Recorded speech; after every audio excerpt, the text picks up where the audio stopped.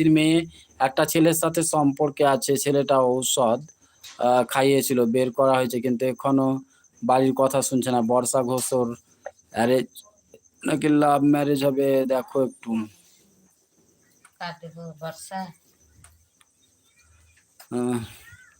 একটু দীপক মন্ডলের হাতটা চালান কর।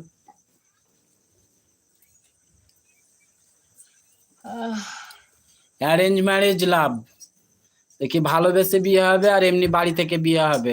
চালা, বাড়ি থেকেই হবে। হ্যাঁ,